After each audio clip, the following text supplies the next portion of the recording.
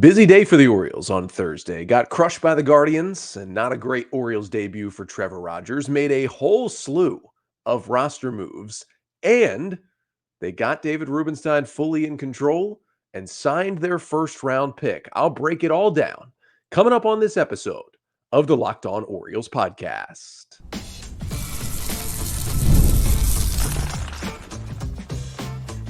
You are Locked On Orioles, your daily Baltimore Orioles podcast. Part of the Locked On Podcast Network, your team every day. Hey there, Orioles fans. Today is Friday, August 2nd, 2024, and welcome back into the Locked On Orioles podcast, part of the Locked On Podcast Network, your team every day. As always, I'm your host, Connor Newcomb. And coming up on today's episode, we are going to recap the Orioles' loss to the Cleveland Guardians on Thursday night. Get you the 5 things you need to know from that one, including a rough Orioles debut for Trevor Rogers, a better debut for Austin Slater, and kind of a tough night for just Orioles pitching overall. Then we'll talk about all of the roster moves the Orioles made on Thursday. Some of them we knew were going to happen. Rogers getting activated, Eloy Jiménez getting activated. Some of them a little surprising, like Heston Kjerstad being sent back down to AAA, but I'll tell you why the O's made the moves they did. And then finally, some other news and notes. David Rubenstein finally owns 100% of the Orioles with his group, and the O's signed Vance Honeycutt, their first round pick. But I'll get to all of it coming up on this episode of the Locked On Orioles podcast, which is brought to you by FanDuel. Make every moment more. As the playoffs wind down, the sports stop sporting like we want them to sometimes. But this summer, FanDuel is hooking up all customers with a boost or a bonus daily. That's right, there's something for everyone, every day, all summer long. Visit FanDuel.com to get started today. So we'll begin today's episode with an Orioles loss. I'm actually recording here on Thursday night as the game is still going on. Now, there are currently 2 outs in the top of the 9th inning, and the Orioles are trailing 10-3 with a runner at first. So I'm assuming it's probably safe to say the Orioles are losing this game, even if they do make any kind of comeback here as look, you're going to watch me live, watch Eloy Jiménez's first Orioles at bat right here. But either way, the Orioles fall to the Guardians in game 1 of a 4-game series. On Thursday night, Orioles dropped to 65-45 on the season. And with the Yankees off on Thursday, like most teams in baseball were, the O's and the Yankees are tied atop the American League East. However, the O's are technically still the first place team because they are 6-4 against the Yankees this year. They still hold the head-to-head, which is big now because we don't do tiebreaker games anymore. So the Orioles still technically in first place, but obviously in danger as early as tonight of giving up that spot. But let me get you the 5 things you need to know from the Orioles' loss to the Guardians. Want to apologize again. The voice is still giving out on me a little bit, but we're at a Friday, maybe a little rest over the weekend. We'll be back by Monday, but I'll get you all the O stuff you need to know. First thing you need to know from this loss is that Trevor Rogers kind of struggled in his Orioles debut. Orioles acquiring the left-hander who had been struggling at times this year with Miami in a trade with the Marlins on Tuesday, right before the trade deadline. He's activated Thursday to make his O's debut, and really from the get-go, it wasn't great. Single, double, sac fly, single was how his first 4 batters went against this Guardians lineup, gave up 2 runs in the first.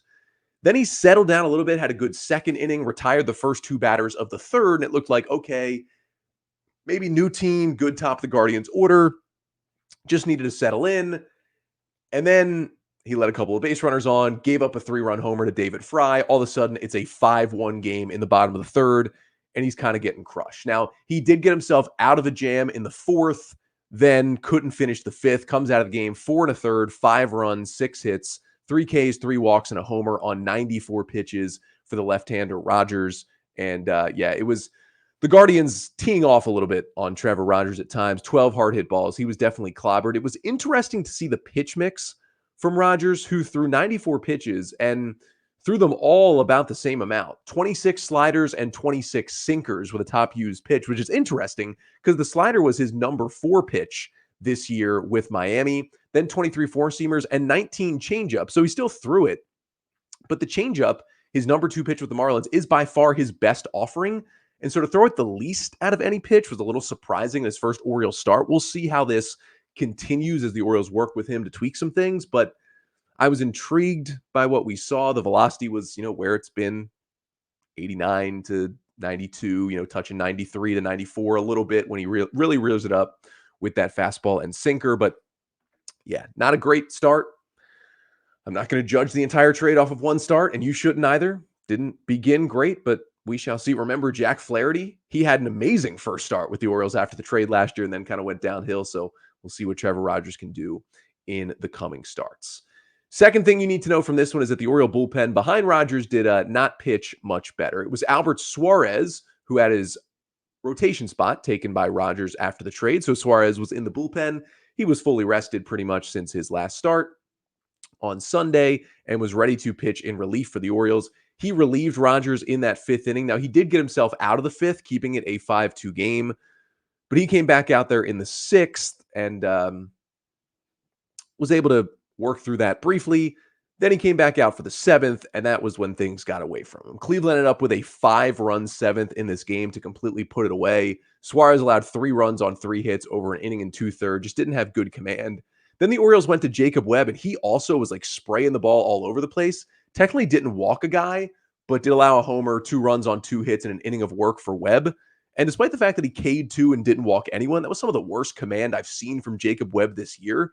I mean, just trying to hit the outside corner and missing like a foot inside. It was very odd to watch.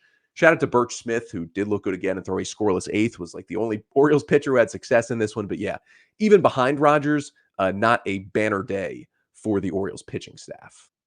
Third thing you need to know from this game that has now gone final, Orioles losing 10-3 to the Guardians, Eloy Jiménez struck out, is that Gunnar Henderson was really the only guy kind of really mashing the baseball on Thursday night for the Orioles. Gunnar goes 2 for 4 with a single, a double, an RBI, and 4 hard hit balls, 3 of them over 100 miles an hour.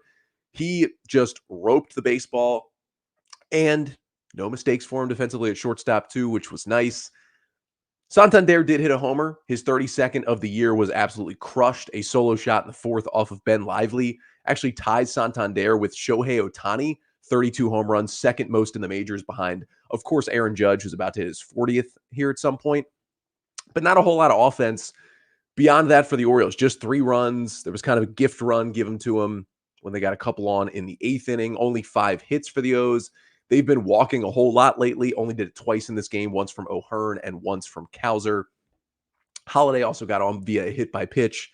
That was a scary moment because they hit him around the hand, but he seemed to be good just after watching what happened to Jordan Westberg earlier this week. But yeah, not much going from the Oriole offense. Now, the fourth thing you need to know is that, well, despite not much going on, Colton Cowser did extend his hitting streak, had a leadoff double in the first inning of this game. Eventually, Gunnar Henderson brought him home with an RBI double, making it 5 consecutive games that the Orioles have scored in the first inning. And Cowser is now on a 14-game hitting streak, which is tied currently for the longest active hitting streak in Major League Baseball. Vlad Guerrero Jr. is tied with him. He is 9 for 24 since moving into the leadoff spot for the Orioles. I think he's kind of liking that spot right now. We'll see if it sticks for the whole year, but looking good right there for Baltimore. And the fifth and final thing you need to know from the Orioles' 10-3 loss to the Guardians on Thursday to open this series is that Austin Slater and Eloy Jiménez both made their Orioles debut. Austin Slater saw 1 pitch in the 8th inning and singled off a lefty. And Eloy Jiménez came up at the end of the game and struck out to finish it off. And those are 2 guys we are going to talk about next because the Orioles made a whole lot of roster moves before Thursday's game, including ones that involved adding Jiménez and Slater, 2 of their deadline acquisitions, to the roster. And it meant they added 4 guys. 4 guys had to lose that roster spot. We'll talk about why the O's made the moves that they did coming up next. But first, this episode of the Locked On Orioles podcast is brought to you by FanDuel. Now, I love sports. I love them so much that I never want them to stop. But FanDuel lets me keep the sports going whenever I want, even if we're in a kind of a slower time here during the summer. All you got to do is open the app and dream up bets anytime you're in the mood. And this summer, FanDuel is hooking up all customers with a boost or a bonus daily. That's right. There's something for everyone, every day, all summer long. So head over to FanDuel.com and start making the most out of your summer at FanDuel, official sports betting partner of Major League Baseball. And today's episode of the Locked On Orioles podcast is also brought to you by Supply House.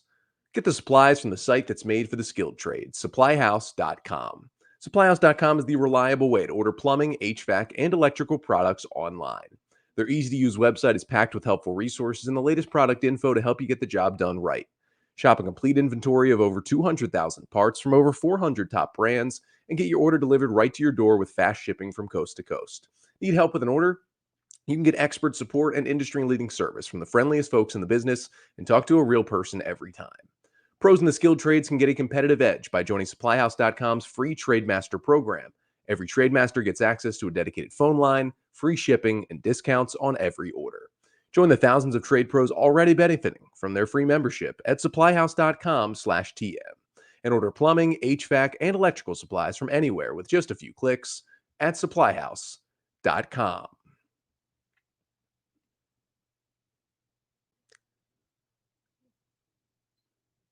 So before the Orioles fell to the Guardians 10-3 on Thursday, they made a whole mess of roster moves. That was maybe the most moves I've ever seen the Orioles put on one social media roster move graphic was what they did on Thursday. But they had a lot to do after the trade deadline with all of the players finally reporting to the team. So one by one, we're going to go through each move the Orioles made and tell you why they did it and what the fallout will be. And we'll start with the one that obviously hurt the most. They officially placed Jordan Westberg on the 10-day injured list and called up infielder Livan Soto to take his place. Westberg, unfortunately, in Wednesday's game, hit on the hand by a 95-mile-per-hour fastball, a fracture in his right hand, had to leave the game. He's out indefinitely. The Orioles say they hope he'll be back before the end of the regular season, but at this point, I said it yesterday, you can just hope you get Jordan Westberg back for the playoffs. You got to patch it together until then and hope you can get back one of your best hitters, one of your most consistent players, an all-star. This team, I think, needs Jordan Westberg to win a World Series, and so hopefully this isn't anything season-ending, and he can return. Now, for Livan Soto, this is not a replacement where he's going to play Westberg's innings. That is certainly not going to happen. Soto, who is now in his third stint with the Orioles this season, he came over on waivers during spring training for a bit. They brought him back on waivers in April, and now he's here again. Came over in that minor trade with Austin Slater from the Reds on Tuesday for cash considerations. They had initially optioned him to AAA Norfolk because he had options, but now he's kind of a nice patch guy to bring up with Westberg hurt. Soto can play all over the infield. He's played second, third, and short in the major leagues. In his only real chance in the big leagues in 2022 with the Angels, he actually hit 459 plate appearances. Now, very small sample size, and he's mostly a bench bat, but that's at least nice to know that he's done that before. It was mostly singles. Doesn't hit for a lot of power, does the 24-year-old infielder from the left side, but hey, he can hit a little bit. Now, he's probably barely going to play while he's here. Almost every day, you're going to see Ramon Arias at third base and Jackson Holliday at second base in this lineup. Now, I think eventually this is Kobe Mayo's spot on the roster to place him third base. And as I mentioned yesterday, there's two ways to do it. Either they'll wait a couple of days, maybe a week, let Mayo get his feet right and know that he's coming up to the bigs and then do it, or they'll wait until September to maintain Mayo's 2025 rookie eligibility to try and get that draft pick next year. And that's what they'll do. Again, my heart says soon, my head says they wait till September, but it is a risk to bring him up here. The defense, I don't think the Orioles still think is solid major league level at third base, but depending on how the Orioles offense maybe performs over the next week or so without Westberg, it could force their hand to bring Mayo up. And I just hope it does, because despite the questions I have about his defense, I want to see that bat and I want to see it play at the major league level. Next move the Orioles made, they activated outfielder Austin Slater and DFA'd outfielder Christian Pache. Now, Slater came over along with Soto in that minor trade from the Reds on Tuesday. 31-year-old right-handed hitter and a rental player. He's a free agent after this year, who we saw single in his first at-bat as an Oriole on Thursday. Now, he struggled this year between his time with the Giants and the Reds, had just a 64 WRC plus. But before that with San Francisco, he had been really, really good. 110 WRC plus last year, which again, it is a stat that kind of encompasses, it's weighted, and it has everything you can do as a hitter. 110 with 100 being average means he was 10% better than league average. He had a 126 WRC plus in 2022. He's hit lefties well. His entire career has been great against them this year, but he hasn't been great overall this year. But in his career, 274 hitter, 122 WRC plus against left-handers. He can play all three outfield positions. I mean, even center. He played 50 innings in center field for the Giants this year. That is a cavernous center field in San Francisco. He hits the ball hard. He doesn't chase outside the zone. He runs pretty well. And yeah, he hasn't been good this year, but it's only been 130 plate appearances between Cincinnati and San Francisco. That's a pretty small sample size. That's more of a slump. And I tend to go off of his last 2 seasons, which have been good, versus kind of a bad start to this year. Now, he's here to play the outfield against left-handed pitchers and more than likely be a pinch hitter against lefties. He has a lot of pinch hitting experience. He did it a lot on those Giants teams that love to mix and match and use pinch hitters. So that will be his role on this team. Now, Pache, who was DFA'd, came over with Sir Anthony Dominguez in the Austin Hayes trade from the Phillies on Friday. And he got in 2 games with the Orioles, both as like late defensive replacements. He did single in his only plate appearance with the O's. Now, he's a great defender with good speed, but it's kind of interesting. His sprint speed is basically equal to that of Austin Slater. It's just that Pache moves around a little bit better in the outfield, but Slater can really use that speed to his advantage. And Pache also a 65 WRC plus this year, not much of a hitter. But while Slater has a more proven track record as a hitter, Christian Pache has basically never hit at the major league level, despite being a pretty highly rated top prospect a couple of years ago. And you're thinking, okay, why did the Orioles trade for Pache and then a week later DFA him? Well, as I talked about that Hayes-Dominguez trade, you basically should have thought of it as Hayes for Dominguez, with Pache just being a throw-in who was going to be DFA'd by the Phillies anyway. And I said, hey, they could keep Pache, or they could easily find a better option as a right-handed hitting outfielder and DFA Pache in a week. Well, it wasn't a week, it was 6 days, but they DFA'd Pache because Elias found Slater and just felt, he and Hyde felt that Slater was better for the team. He's a better hitter who can still play the outfield, and that is why he is a better fit. That's why he's here, and Pache is no longer. Next move was the one that got people a little irked. They activated DH/outfielder Eloy Jiménez and optioned outfielder Heston Kjerstad to AAA. Now, Jimenez was also acquired on the trade deadline day on Tuesday, came from the White Sox for left-handed pitcher Trey McGuff on Tuesday. He is a guy who has had a pretty good career, once a top 5 MLB prospect back in 2019 when he had 31 homers in like 60 games in his rookie year with the White Sox. But his bat's gotten a little worse every year. He's been just marred by injuries his entire career and had just a 80 WRC plus this season with the White Sox before the trade. Now, he's still hitting the ball very hard, just hitting it way too much on the ground and is not lifting it. And with the injury issues, he can't really play the outfield anymore. But Jimenez is essentially going to be the DH versus left-handed pitchers. The Orioles had said it. Elias has said it. They needed to get a little more right-handed. A lot of their top hitting prospects are lefty, especially the guys that are here. Just need to get a little more right-handed in that lineup. And they go ahead and get Jimenez, who does have a 304 average against lefties this year, despite having such bad stats overall. And again, he'll DH against lefties, he'll pinch hit against lefties, and will fill a role on this team. But I know a lot of people were upset. Why are they sending down Heston Kjerstad? And it is a fair question. He's been pretty solid this year at the big league level. But remember, Kjerstad got hit by that pitch in the head, went on the concussion IL right before the All-Star break against the Yankees.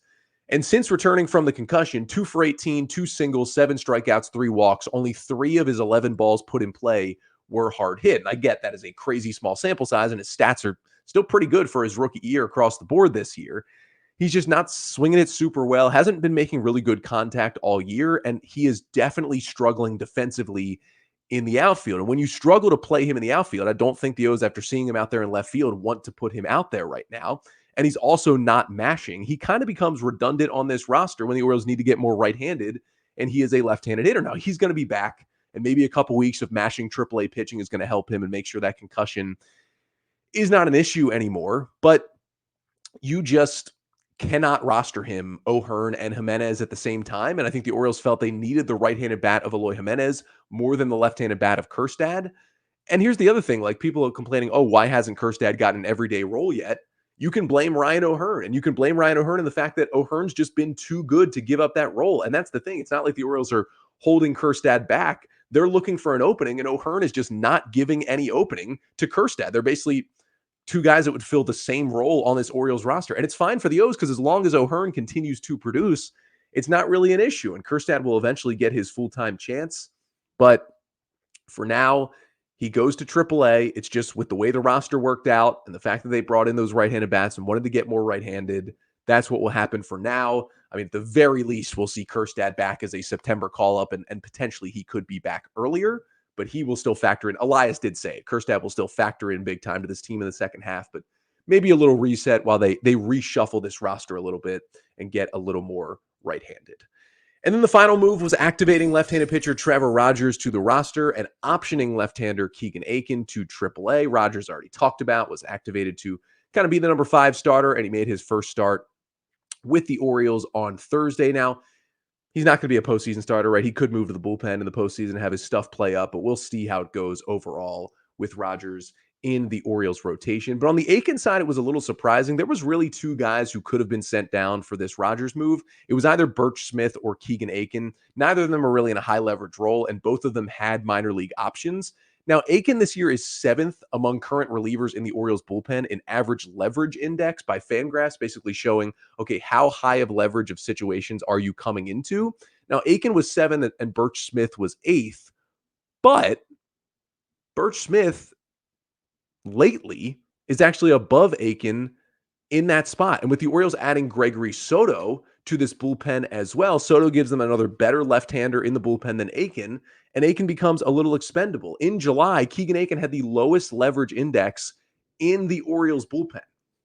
So despite a 2.30 ERA for Aiken since June 1st, which is the best on the team in that stretch, it's in mostly very, very low leverage spots. And so it's just kind of a weird scenario with Aiken where he's pitching well, but the Orioles aren't trusting him enough to pitch well in high leverage. It's when the pressure is not really on him. And, with Albert Suarez moving to the bullpen, as we saw on Thursday, he's kind of now the long reliever with Cole Irvin DFA'd. You have less of a need for a guy like Aiken who gives you length. So you send Aiken down. And again, Keegan Aiken, a guy I'm fairly positive is going to rejoin this Orioles bullpen at some point this year. Heck, I wouldn't be surprised if he ended up on the postseason roster. But for now, Birch Smith has pitched well enough. Another scoreless inning on Thursday. It's been 9 1/3 innings for Birch Smith in an Oriole uniform. 2 earned runs so far in that time for Smith. He walked his first batter on Thursday night. Just 1 walk, 6 hits, and 12 strikeouts in that stretch. He's been really good. And I think the O's said, hey, they think they have something with Birch Smith. I'm not saying he's going to be the 8th inning guy for the O's by the end of the year, but they could have a leverage reliever in Smith that they have found. And that is what the O's did with those roster moves. We got a little more Orioles news and notes to get to, though, and some exciting stuff that's coming up after the break. But first, this episode of the Locked On Orioles podcast is brought to you by Liquid IV. When you're taking in America's pastime, don't forget to hydrate with Liquid IV's Popsicle Firecracker flavor, a surefire summer hit. Get hydrated with electrolytes, essential vitamins, and clinically tested nutrients from the #1 powdered hydration brand in America. Because baseball and summer, they go together like Liquid IV and indulgent hydration. Now, you're going to love Liquid IV because it helps you stay hydrated while you're traveling, going to summer festivals, after a night out, anything you really need. Liquid IV can hydrate you. You tear, you pour, you live more. And 1 stick plus 16 ounces of water hydrates better than water alone. It is fantastic to have on hand. So no more thirsty summers when you indulge in hydration with Liquid IV. Get 20% off your first order of Liquid IV when you go to liquidiv.com and use code MLB at checkout. That's 20% off your first order when you shop Better Hydration today using promo code MLB at liquidiv.com.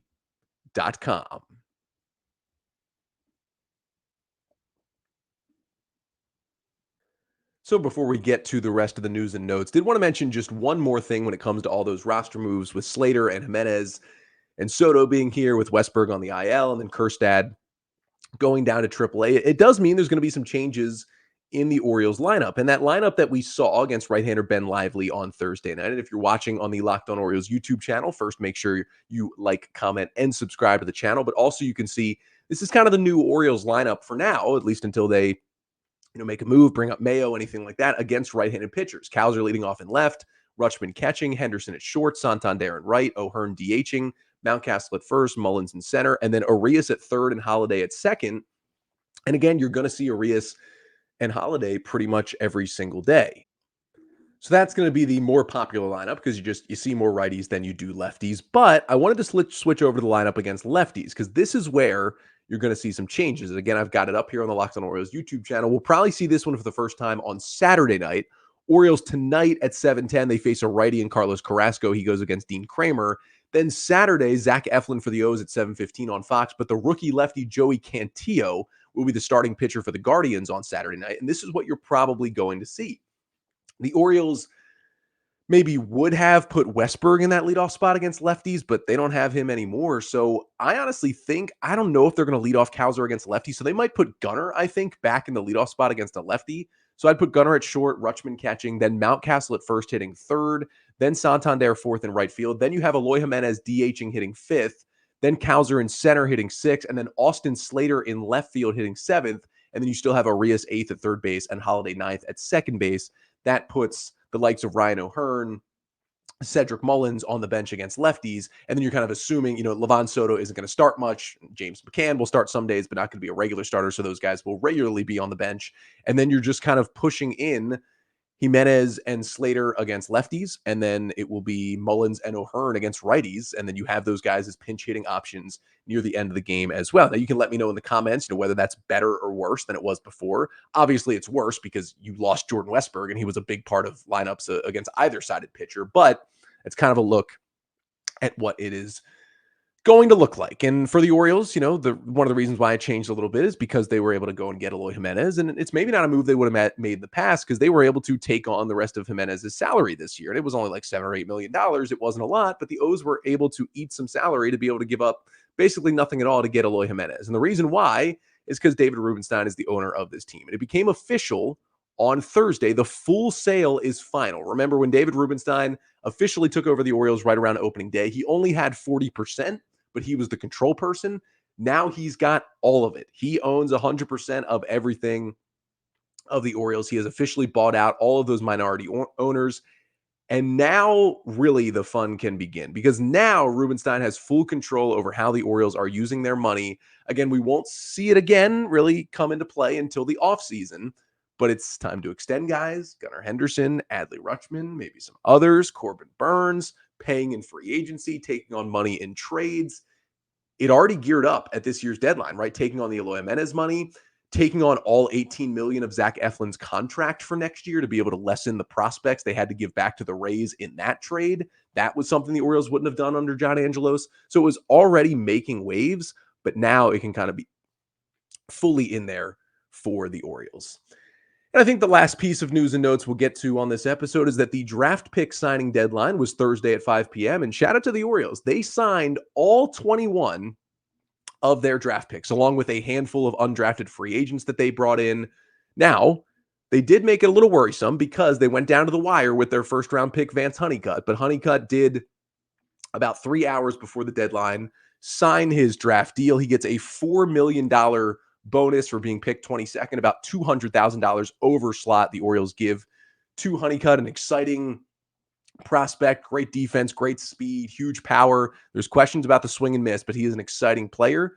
And they had one more pick to sign. It was a left-handed pitcher, their 17th round pick. They signed him right before the deadline and got all 21 locked up. So an influx of new talent will be coming into the system this week. You'll start to see them pop up at Delmarva pretty soon.